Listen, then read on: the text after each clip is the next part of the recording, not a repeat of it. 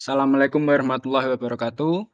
Video ini kami buat untuk melengkapi tugas pada pertemuan ke-13 mata kuliah pengelolaan sumber daya air dengan dosen pengampu Insinyur Sony Susanto, STMT. Disusun oleh pertama saya Muhammad Ilham Farihi, kedua Sesa Hafiz Kuncoro, ketiga Malik Ibrahim, keempat Bagas Naga Pratala Haryadi, kelima Rahadi Reswara. Jurnal kami ambil dari Penelitian dan Pengabdian kepada Masyarakat volume ke-9 nomor 1 terbit pada bulan Januari tahun 2021 dengan judul Nilai Manfaat Ekonomi dalam Pengelolaan Sumber Daya Air Lintas Wilayah Berkelanjutan. Dibuat oleh Hani Burhanuddin, Lali Sidatul Akliyah, Nia Kurniasari dari Universitas Islam Bandung, Jawa Barat, Indonesia. Pendahuluan. Air menjadi sumber konflik karena meskipun melimpah secara geofisika, akan tetapi hanya sebagian kecil yang dapat dimanfaatkan secara langsung. Pembangunan wilayah membutuhkan air, terutama air minum. Wilayah yang memiliki kondisi kelangkaan air harus mencari solusi dengan mendatangkan air dari luar. Maka wilayah penyedia air harus menghitung keuntungan yang diperoleh jika air dikirim ke luar wilayah untuk mempertimbangkan biaya pelestarian sumber daya air. Kelangkaan air menjadi alasan utama untuk mengelola sumber daya air dengan serius. Kelangkaan air parah adalah masalah global saat ini dan di masa depan. Alokasi air minum yang tidak merata antara wilayah telah mengubah air menjadi komoditas ekonomi, alat politik, dan pemicu konflik. Prinsip berkelanjutan harus diterapkan agar penggunaan sumber daya air dapat dipertanggungjawabkan oleh generasi sekarang dan mendatang. Pemerintah Kota Cirebon bekerja sama dengan Kabupaten Kuningan untuk mengatasi keterbatasan sumber air baku. Pemerintah Kabupaten Kuningan menyediakan air dan mata air Paniis, sedangkan pemerintah Kota Cirebon membayar biaya kompensasi atas jasa layanan air untuk mendukung kegiatan konservasi. Dana kompensasi ini penting untuk kerusakan lahan hutan di kawasan catchment air area mata air Paniis. Pengelolaan sumber daya air yang berkelanjutan membutuhkan perlindungan dan pelestarian sumber air. Pendekatan sosial, ekonomi, dan budaya dapat digunakan dalam perlindungan dan pelestarian. Penilaian manfaat ekonomi air digunakan untuk mengembangkan kerjasama pengelolaan air daya air lintas wilayah.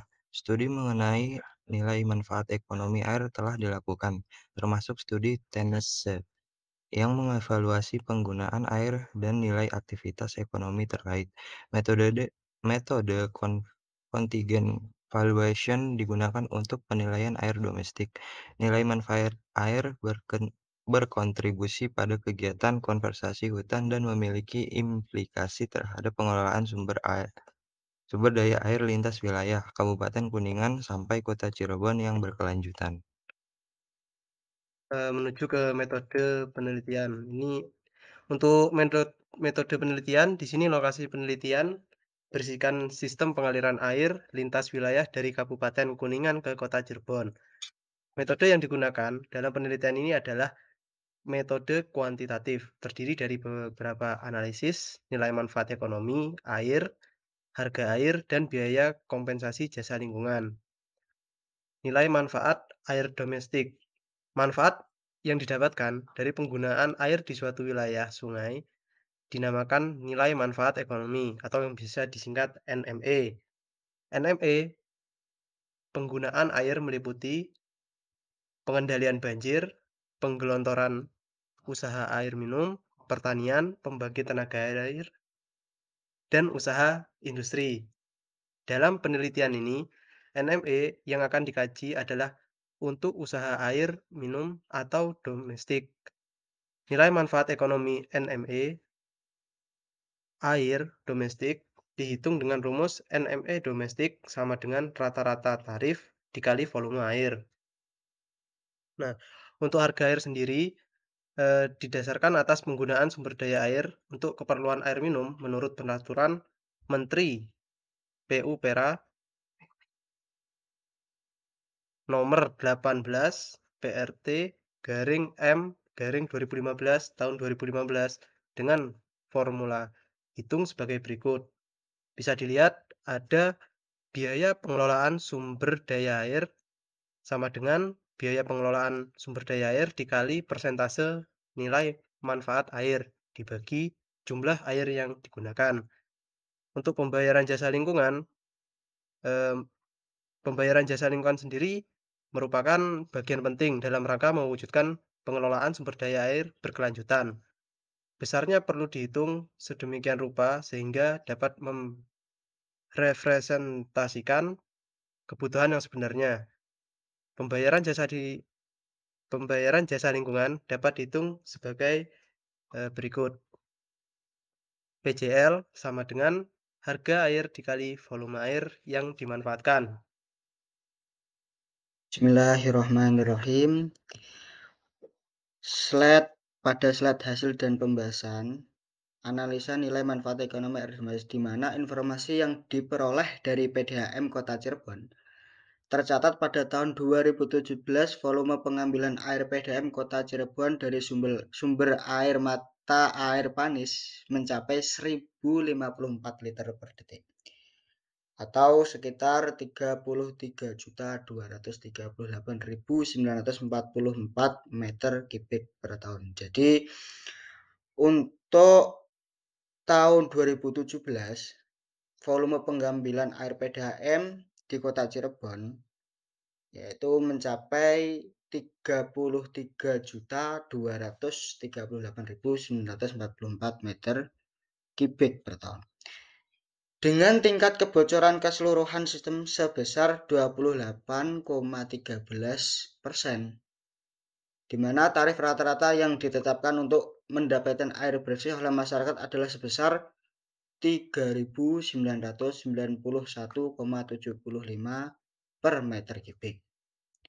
Jadi berdasarkan data-data tersebut, nilai manfaat ekonomi usaha air minum PDAM Kota Cirebon tahun 2017 dapat diketahui sebagai berikut, yaitu nilai manfaat air domestik, di mana tarif rata-rata dikali dengan volume air termanfaatkan didapatkan 3.991,75 per meter kubik dikali 23.888.829,1 meter kubik yang hasilnya sama dengan 95.233.372 rupiah. Kemudian untuk slide selanjutnya, harga air domestik PDAM adalah 75%. Adapun penggunaan air untuk PDAM Kota Cirebon berjumlah 33.238.944 meter kubik. Dengan menggunakan persamaan di atas, nilai harga air domestik dapat dihitung sebagai berikut.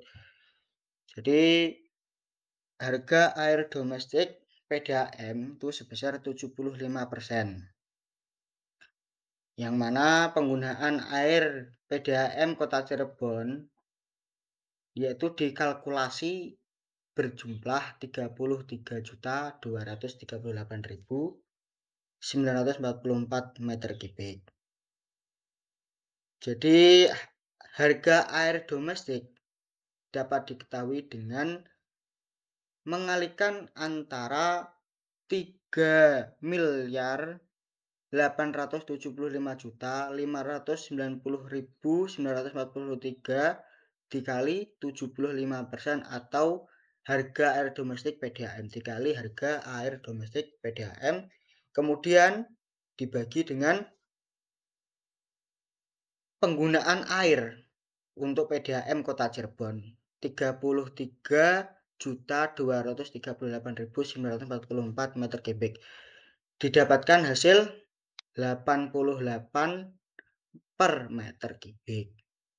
Kemudian untuk pembayaran jasa lingkungan atau PJL, sumber dari PDAM menyebutkan bahwa pada tahun 2018 PDAM Kota Cirebon mendapatkan realisasi pasokan air baku dari Kabupaten Kuningan sebesar 33.238.944 meter kubik.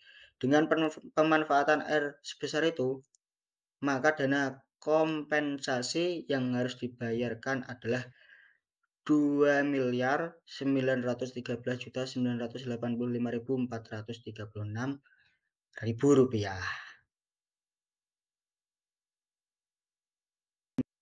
Kesimpulannya, sumber air dari mata air Panis dikelola oleh pemerintah kabupaten untuk pelayanan irigasi pertanian wilayah sekitar dan air domestik PDAM Kota Cirebon. Nilai manfaat ekonomi air domestik yang dikelola oleh PDAM Kota Cirebon melingkupi 75% dari keseluruhan penggunaan. Dengan presentase nilai manfaat ekonomi ini, air domestik memberikan besaran harga air sebesar 88 per meter kubik yang dapat dijadikan pijakan untuk mengembangkan lebih lanjut sebagai dasar perhitungan untuk mendapatkan dana kompensasi jasa layanan lingkungan yang harus dibayarkan pemerintah Kota Cirebon kepada pemerintah Kabupaten Kuningan di masa yang akan datang. Atas dasar harga dasar ini, dana kompensasi jasa layanan air jika digunakan sepenuhnya untuk membiayai kegiatan konservasi, maka mampu memulihkan lahan kritis sebesar 30% di kawasan catchment area mata air Panis. Dengan pencapaian ini, memberikan peluang besar bagi pemerintah Kabupaten Kuningan untuk mengembangkan alokasi sumber air Panis untuk air domestik. Sekian, terima kasih presentasi dari kelompok kami. Wassalamualaikum warahmatullahi wabarakatuh.